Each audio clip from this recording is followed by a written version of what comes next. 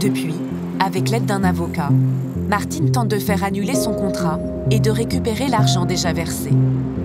Une négociation a été initiée, mais Martine attend toujours la réponse du constructeur. Près d'Orléans, à la chapelle Saint-Mémin, à 2 pas de la place de la mairie, une nouvelle résidence est en construction. C'est ici que Martine a acheté un appartement sur plan, 207 000 €, 70 mètres carrés avec balcon. Elle devait emménager il y a 1 an, mais le chantier est totalement à l'arrêt. Il est où votre appartement? Il est au-dessus. Il est au-dessus. Donc en fait, il n'y a rien? Ah, il n'y a rien, non, il n'y a rien. Non, il n'y a absolument rien. Pour payer ce futur 3 pièces, Martine a vendu la maison dans laquelle elle vivait avec son mari et où celui-ci est décédé brutalement à ses côtés. Traumatisée, elle comptait démarrer une nouvelle vie dans cet appartement neuf. Elle s'y projetait déjà. Vous voyez, c'est la cuisine, là, le coin cuisine, le séjour. Là, une petite chambre, j'avais pour mes petits-enfants. Et puis, de l'autre côté, c'était ma chambre. Sur les plans, c'était tellement beau, c'est... Ben là, regardez, les joints, enfin, je sais pas, j'y connais pas dans le bâtiment, mais j'ai déjà fait des joints avec mon mari. Ben, les joints, ça doit être comme ça, normalement.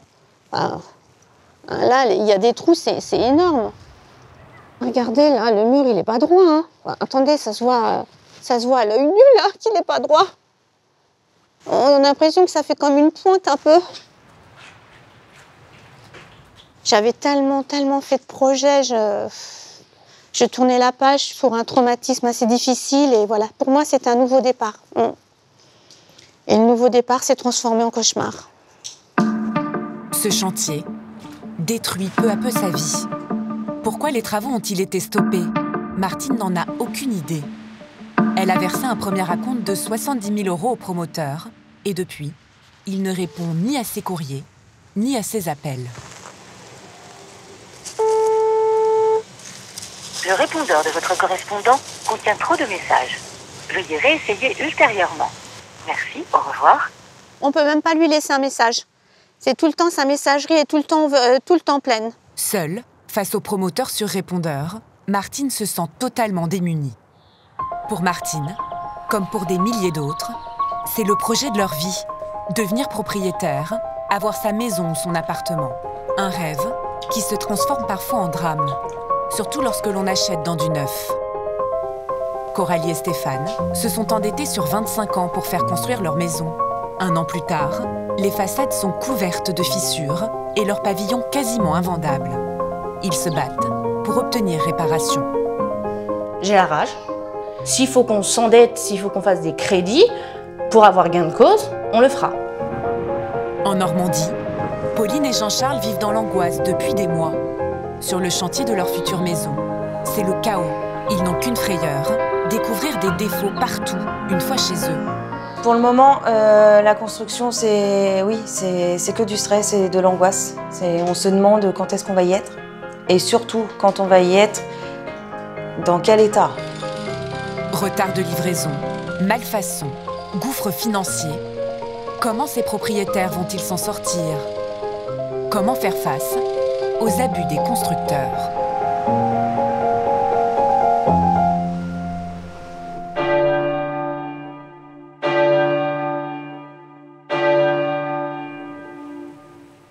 Viens avec maman.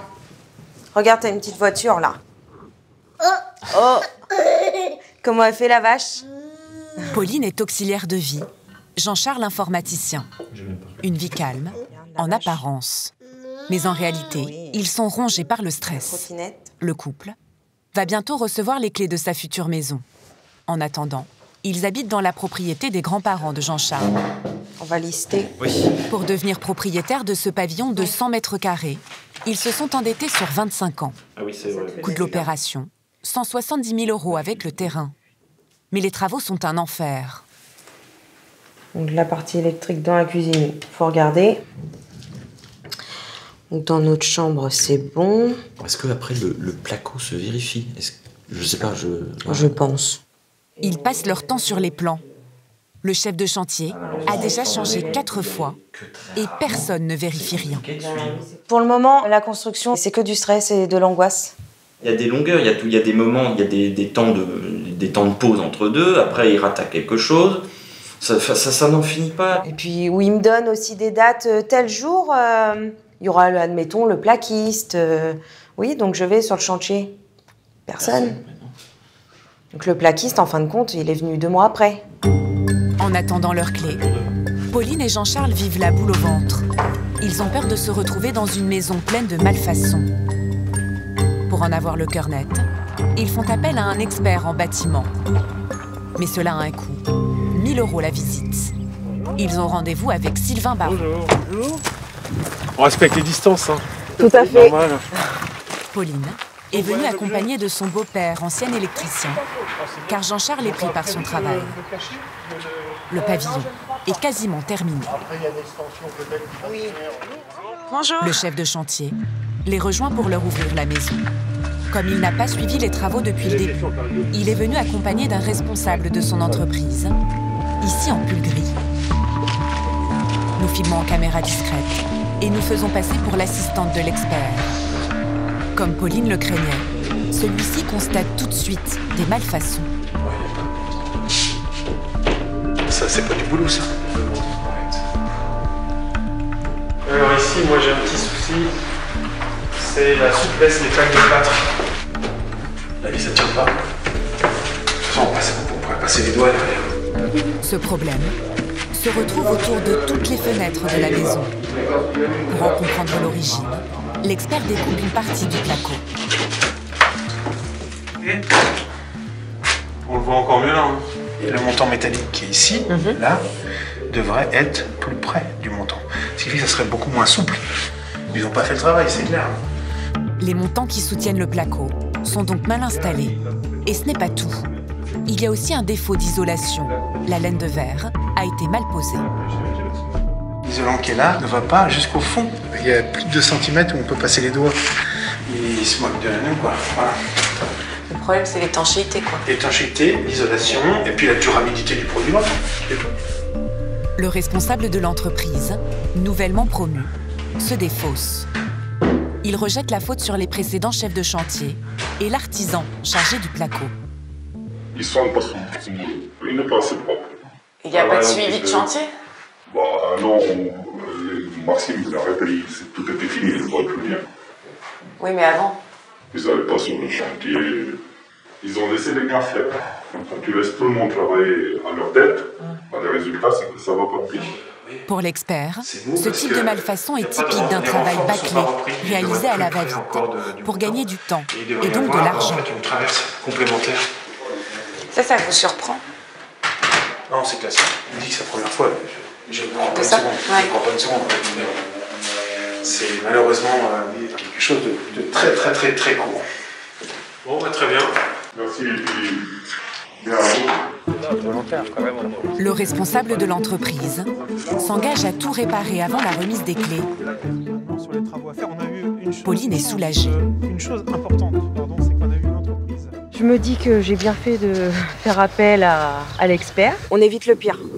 Vous l'auriez remarqué, ça, seul? Pas du tout. Et puis, j'aurais même pas eu l'idée d'appuyer sur le placo. Non, pas du tout. Suite à ça, Selon Sylvain Baron, si les malfaçons sont si courantes, c'est parce que de nombreux constructeurs veulent réduire les coûts à tout prix. le constructeur va vous vendre au plus cher une maison que lui va faire exécuter au moins cher, parce que le delta entre les deux, c'est ce que lui va gagner pour faire vivre son entreprise. Bon. Après, donc, quand il va choisir ses entreprises, il va prendre moins 10 ans. Et souvent, les moins 10 ans, c'est pas forcément les meilleurs. Un qui n'est pas bien payé, un qui laisse aller, le conducteur travaux qui laisse aller, vous avez le résultat que vous avez, c'est tout. Un système que connaît bien Anthony Zurita. Il est charpentier et a travaillé pendant 6 mois pour l'entreprise qui construit la maison de Pauline. Selon lui, les chefs de chantier venaient rarement surveiller les travaux. Moi, il y en a, je les ai pas vus du tout venir sur le chantier, venir voir. Ils venaient pas voir, rien du tout, quoi. Personne venait vérifier le travail qui était fait par les artisans? Non. Moi, Jamais. Pour ma part, jamais. Des artisans qui étaient payés pour leur travail avec plusieurs semaines de retard. Et celle-là, c'est la plus belle. Celle-là date du 28 septembre, payée le 30 janvier. Donc 125 jours. Donc quasiment 4 mois de délai avant d'être payé. C'est beaucoup? Ah bah c'est énorme. C'est pour ça, à votre avis, qu'il y a autant de soucis et de malfaçons là sur les chantiers? Les artisans, c'est comme tout le monde, hein. Il faut que l'argent rentre dans l'entreprise. Donc vu qu'ils ne sont pas payés sur ces chantiers-là, ils vont travailler ailleurs, qui vont être payés tout de suite. Donc c'est des chantiers qui prennent du retard. Donc après, les artisans ne veulent plus travailler, quoi. Sans contrôle, avec des artisans mécontents, les chantiers qui posent problème sont nombreux. À Orléans, en attendant de pouvoir s'installer un jour dans son appartement, Martine loue ce 2 pièces de 48 mètres carrés.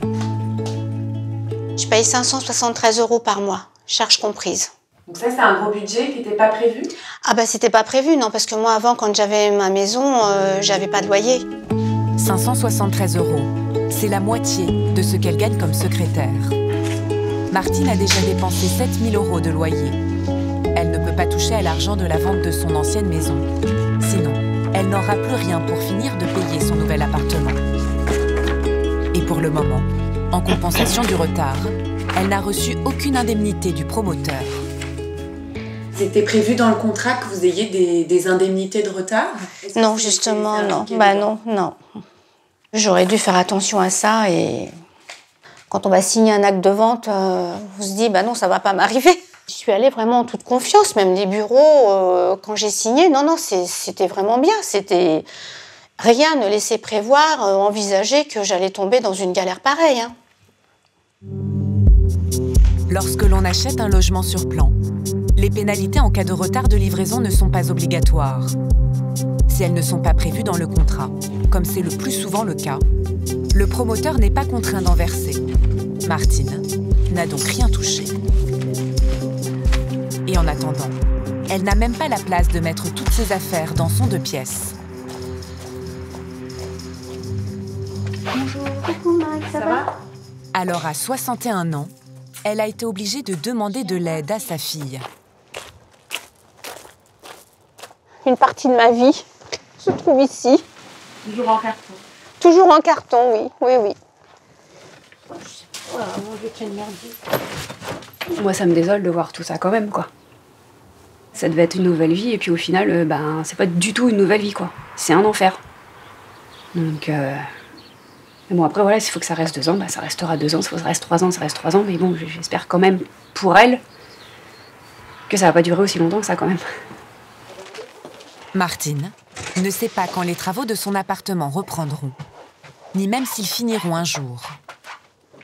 Elle est complètement perdue. Doit-elle encore attendre? Doit-elle tout abandonner ou attaquer le promoteur en justice? Désemparée, elle s'en remet à sa fille. Là, hier, je suis repassée sur le chantier, tu verrais, d'abord, il y a un mur, il est même pas droit, c'est flagrant. Et les joints, t'as même pas de joints, t'as des parpaings, il n'y a pas de joints. Et ça mène dans la flotte, je sais même pas les fondations, si elles ont été bien faites. Tu vois, quand je vois tout ça, là, maintenant, à l'heure actuelle, je me dis, mais... Tu peux les poursuivre? Je sais pas si je continue avec eux. Ah moi, au vu des photos, je vais pas plus loin. Tu vas pas plus loin non plus, on est bien d'accord. Non, tu récupères l'argent. Ah ça va être une autre paire de manches pour le récupérer, parce que bon... D'accord, mais au moins tu perds pas tout ton argent. Et au moins c'est clair, net et définitif, tu sais que tu l'auras pas cet appart. Non. Tu vis pas avec peut-être que si, peut-être que truc. Et là, en l'état des choses, vous n'y croyez pas trop au fait que ça se termine bien? La construction, non, je pense qu'elle se terminera pas. Elle se terminera jamais, ou si elle se termine, il y aura des malfaçons, en sachant qu'en plus elle est au 1er étage. Donc moi j'ai pas envie non plus qu'on m'appelle un jour pour me dire l'immeuble s'est effondré. Martine n'a aucune garantie de pouvoir rompre son contrat, ni de récupérer les 70 000 € déjà versés. Alors, avant de prendre sa décision, elle veut à tout prix rencontrer le promoteur. À bout, elle décide de tenter le tout pour le tout. Elle a rendez-vous avec Marjorie, une autre propriétaire du futur immeuble, elle aussi exaspérée. Ensemble, elles débarquent à l'improviste dans les bureaux du promoteur pour l'obliger à leur rendre des comptes. Nous les accompagnons en caméra discrète. Bonjour. sommes 2 propriétaires de jardin. Le promoteur, présent dans les locaux, refuse de leur parler. Pour recevoir, mais monsieur est un entretien, donc il ne pourra pas vous recevoir. Il est pas en entretien, Monsieur c'est votre avis quand même. non, tu peux arrêter. Ah non, mais il n'y a pas de non. Je voudrais voir monsieur qu'il ait le courage de nous affronter. Je lui ai envoyé une quantité de recommandés, il n'a jamais répondu, donc non. Bah, qu'est-ce que vous voulez qu'il vous réponde? Qu'il me réponde quand est-ce qu'on va être livré, quoi. Quand il est encore Après 30 minutes de négociation, Martine et Marjorie obtiennent péniblement un rendez-vous. Je peux vous proposer un rendez-vous demain à 11h. Qui nous plante pas le rendez-vous. Mes mots, je suis comme ça, mais... Ouais. Merci, au revoir. Au revoir. Ce que Martine va découvrir le lendemain, elle ne l'aurait jamais imaginé.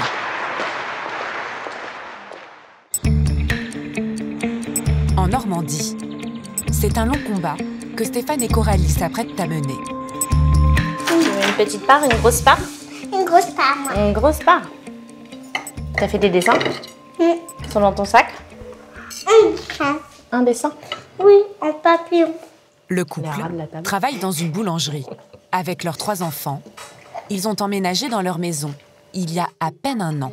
En comptant l'achat du terrain, cela leur a coûté près de 200 000 € pour les financer.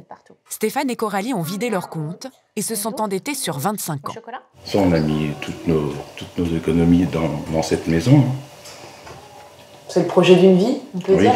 C'est ça. On voulait offrir une grande maison pour aussi nos enfants plus tard, parce que c'est aussi se dire que le jour où on sera plus là, on leur laisse quand même un héritage.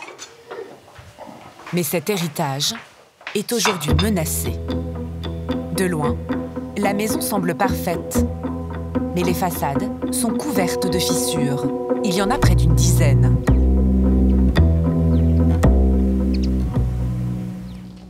Le couple a lui aussi décidé de faire appel à un expert.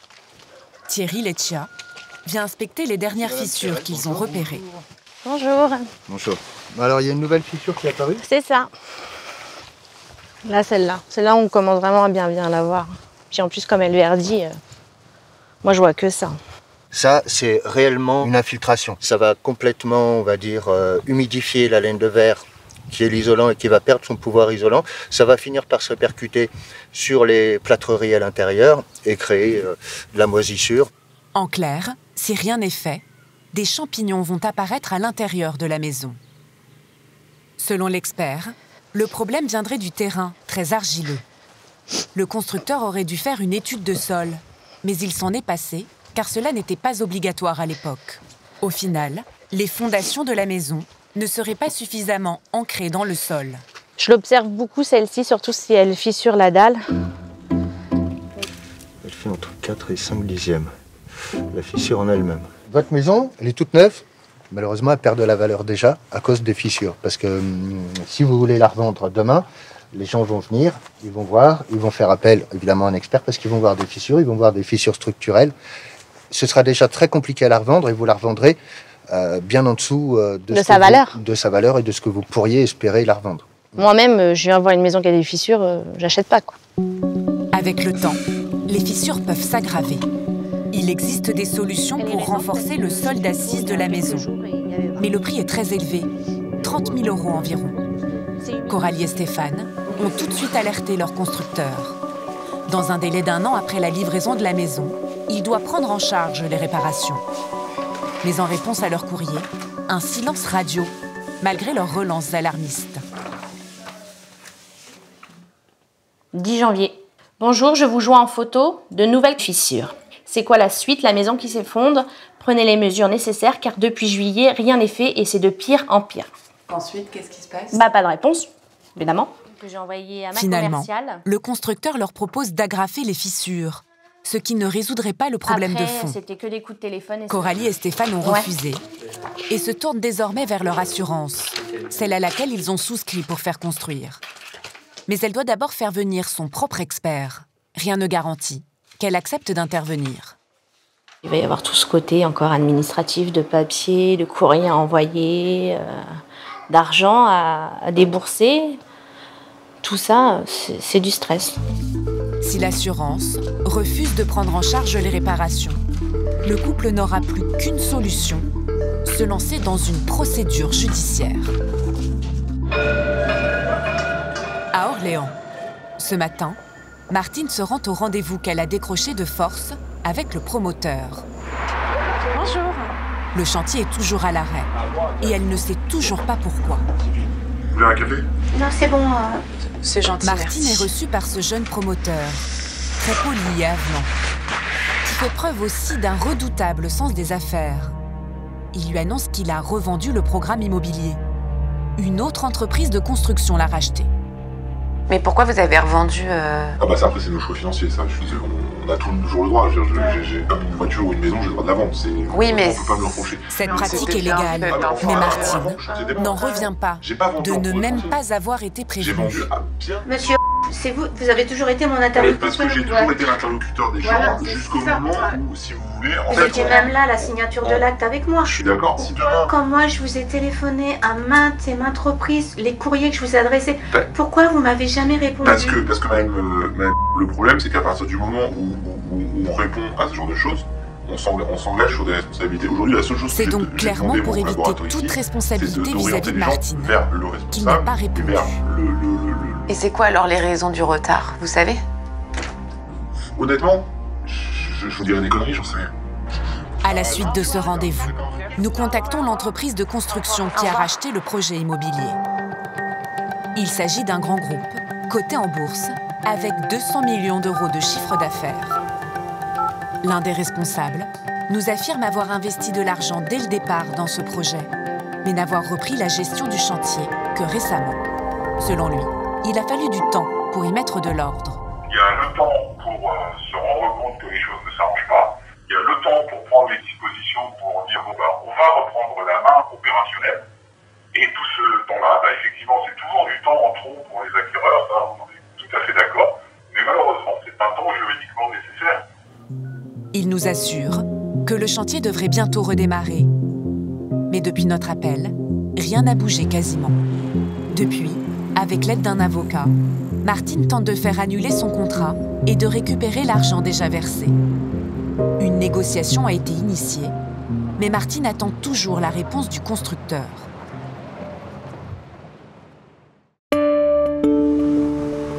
Après des mois d'attente et d'angoisse, la maison de Pauline et Jean-Charles va enfin être livrée. Selon le constructeur, tout est prêt. Le couple va recevoir les clés. Mais le retard s'est accumulé, 7 mois au total. Ils font comme pas trop stressés. Non, ça va. Non? T'as de la chance. Tu crois que ça va bien se passer? On verra bien. Ils veulent obtenir de l'argent. Leur contrat prévoit 37 € d'indemnité par jour de retard. Le constructeur leur doit donc 8 000 €. Bonjour. Mais ils n'ont encore rien reçu. Ouais, c'est bonjour. Eh oui. Ça y est, prêt? Guillaume Durand est juriste à l'AMOI, une association qui vient en aide aux propriétaires de maisons individuelles. Il va les coacher pour cette journée cruciale. Accepter des réserves qui sont à prendre. Donc, si j'ai bien compris, il y a un gros retard de livraison. Les pénalités n'ont pas été versées. Qu'est-ce que vous comptez faire?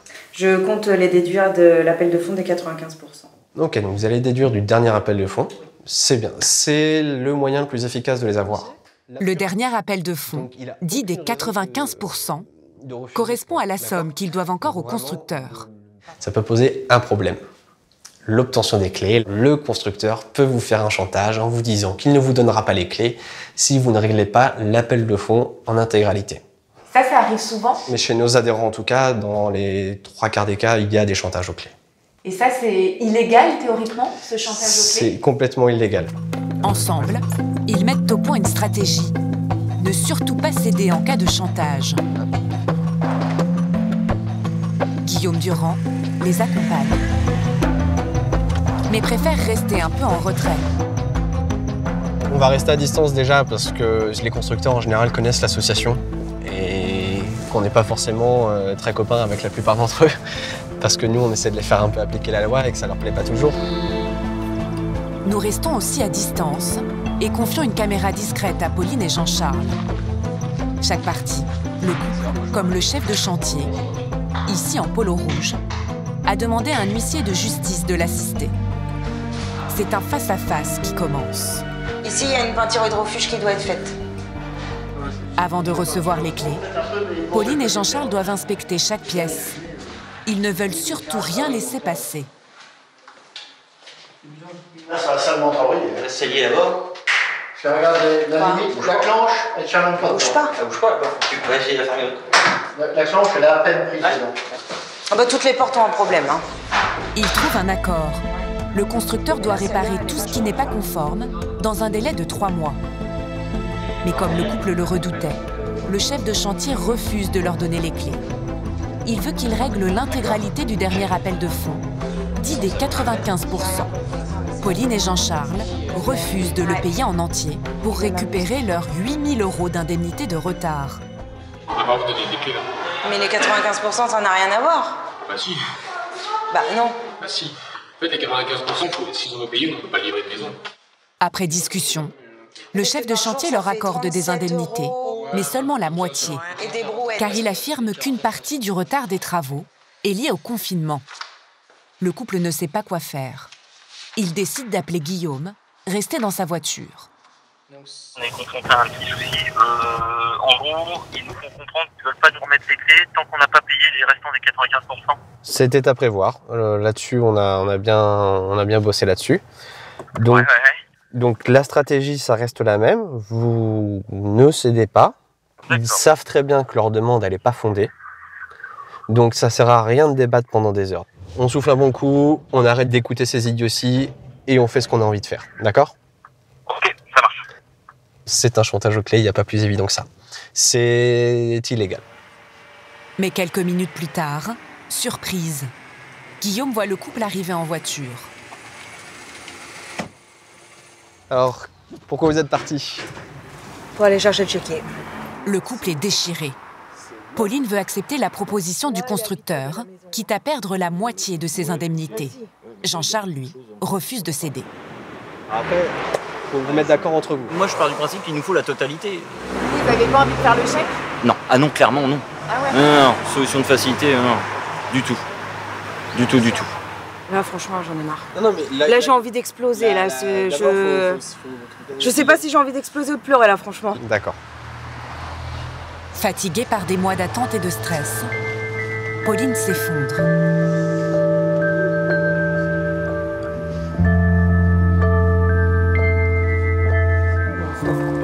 On va voir. Là, ça y est, vous allez chercher le chéquier. Oui. Pauline et Jean-Charles repartent. De guerre lasse, ils vont accepter de perdre la moitié des indemnités, 4 000 € au total. D'accord. T'es OK? Tu as un signe? C'est où, c'est là? Non, là. Ah oui, d'accord. Être enfin chez eux, Pauline et Jean-Charles en rêvaient depuis des mois.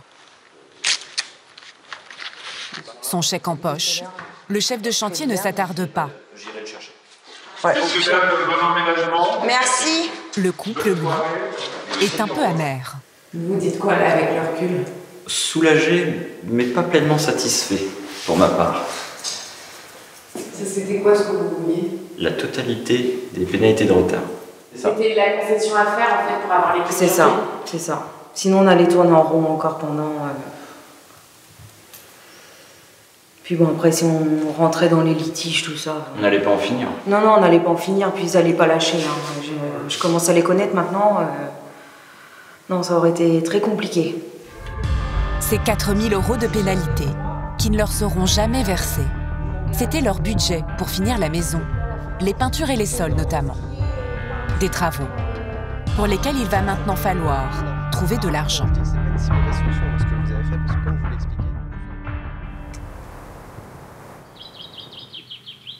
En Normandie, Coralie et Stéphane, eux, viennent de recevoir une mauvaise nouvelle. Tu veux un café? Ouais. L'assurance, comme le constructeur, ne veut pas payer. Elle considère que les fissures sont uniquement esthétiques. Pourtant, l'expert du couple, lui, est formel. Ces fissures sont bel et bien structurelles et vont s'aggraver avec les années. Leur maison a déjà beaucoup perdu de sa valeur. Vous êtes dans quel état d'esprit, vous? J'ai la rage. J'ai la rage parce qu'on ne se laissera pas faire. Ils pensent peut-être qu'on va passer au-dessus de ça, mais non, on ira jusqu'au bout des choses pour avoir gain de cause et qu'on réceptionne une maison, enfin qu'on ait une maison neuve et aux normes et sans souci. Même si ça sera un énorme investissement parce que ça sera honoraire d'avocat, d'experts, certainement de géomètres, enfin tout ce qui s'ensuit et certainement ce à quoi je pense pas encore. Ça va être un énorme coût. Et s'il faut qu'on s'endette, s'il faut qu'on fasse des crédits pour avoir gain de cause, on le fera. Coralie et Stéphane ont décidé d'entamer une action en justice. Une solution ultime, longue et coûteuse. Rares sont ceux qui vont jusqu'au bout des procédures. Chaque année, près de 30 000 contentieux entre propriétaires et constructeurs sont jugés par les tribunaux.